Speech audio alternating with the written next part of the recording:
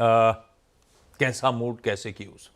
Good morning आशीष। और थोड़ा सा ठहराव कल आया वॉल स्ट्रीट के सेशन में, और आना भी चाहिए क्योंकि 5 दिन से लगातार रैली चल रही थी। एटलीस्ट S&P 500 और नैस्डैक में तो चली रही थी, तो थोड़ा सा कॉशियस टोन इख्तियार किया बाजार ने कल, क्योंकि एक बहुत बड़ा डेटा पॉइंट आज शाम को आना है जो कि नॉन फार्म पेरोल्स का डेटा है। तो उस लिहाज से थोड़ी सी, मगर कोई ऐसी चिंता की बात नहीं थी, कोई ऐसे बहुत बड़ी गिरावट देखने नहीं मिली। बाजार में उतार चढ़ाव भरा सेशन रहा। डाउ जो है वो 250 अंक की गिरावट के साथ बंद हुए, S&P 500 और नैस्डैक हल्की गिरावट के साथ बंद हुए। तो वो एक सबड्यूड सेशन था, एक बहुत बड़े डेटा पॉइंट के आगे आने के लिए। और कल के सेशन में 2 और बड़े डेटा पॉइंट्स आने थे। जो इनिशियल जॉबलेस क्लेम्स के जो आंकड़े थे वो अनुमान से थोड़े से ख़राब आए। 2,15,000 के जो अनुमान थे उसके मुकाबले 2,24,000 के जो आंकड़े आए हैं इनिशियल जॉबलेस क्लेम से, जो कि 1 महीने के सबसे ऊंचे स्तर पर है। और ट्रेड डेफिसिट जो आई US की, वो भी लगभग $74 बिलियन के आसपास आई। $75 बिलियन के अनुमान थे। आयात और निर्यात US में दोनों में गिरावट देखने मिली कल।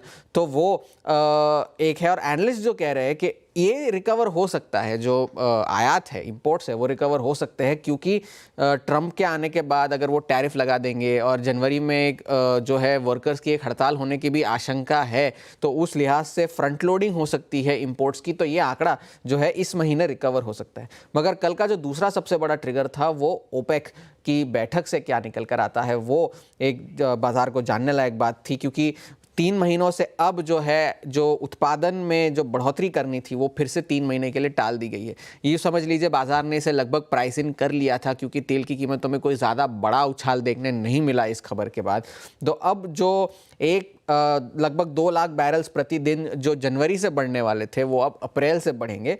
और जो संयुक्त अरब अमीरात है, UAE, जो 3 लाख बैरल पर डे से उनको एग्जेम्पशन मिला था कि अगर हम आउटपुट ना भी बढ़ाए तो आप बढ़ा लीजिएगा, उन्होंने भी कहा है कि हम भी हमारा आउटपुट नहीं बढ़ाएंगे, वो भी अप्रैल से ही करेंगे।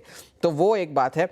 मगर IEA का कहना यह है कि अगर ओपेक पूरे साल 2025 में 1 बैरल भी ज़्यादा उत्पादन ना भी करे, तो भी जो तेल की बाजार है वो सरप्लस में ही रहेगी अगले साल। लिहाजा तेल की कीमतों में कोई बड़ी उछाल देखने नहीं मिलेगी। और जो प्रोडक्शन कट्स उन्होंने कर रखे हैं 2022 से, जिसकी पूरी रिकवरी सितंबर 2025 में होनी थी, वो अब सितंबर 2026 में होगी, क्योंकि ये जो प्लान्स उन्होंने टाल दिए हैं। और प्रोडक्शन भी धीरे धीरे बढ़ाएंगे अगर बढ़े तो वो इस वजह से तेल की कीमतों में ज़्यादा उछाल देखने नहीं मिला। और वैसे भी चीन में मांग नहीं है, सप्लाई बढ़ती जा रही है US में, ब्राज़ील में, कनाडा में। और ट्रम्प साहब तो कह ही रहे हैं ड्रिल बेबी ड्रिल, तो अब वो जब आएंगे तो वो उत्पादन भी बढ़ेगा। तो उस वजह से, और लीबिया जो है एक बड़ा ओपेक का देश है, जहाँ से जो उत्पादन निकल रहा है वो 11 साल के सबसे ऊंचे स्तर पर था। तो उस वजह से भी तेल की कीमतों में कोई बड़ा रिएक्शन नहीं है। आज का बड़ा ट्रिगर नॉन फार्म पेरोल्स है, कोई दो राय नहीं उसमें। एस्टिमेट्स, अनुमान जो है वो थोड़े से ब्रॉड है, 1,80,000 से 2,40,000 के बीच के अनुमान है। और पिछले महीने जो 12,000 का आंकड़ा आया था वो हरिकेन वगैरह के बाद से, तो वो एक चीज़ देखने वाली होगी कि इस बार क्या आंकड़ा निकल कर आता है। रिसर्च 22V रिसर्च ने एक सर्वे करा है, जिसमें कहा है 32% लोगों ने कहा है कि जो आंकड़ा निकल कर आएगा वो रिस्क ऑफ होगा, रिस्क ऑन होने के बजाय। और अभी भी फेड की जो पॉलिसी की जो संभावना है 25 बेसिस पॉइंट्स के रेट कट की, वो अभी भी 70% है।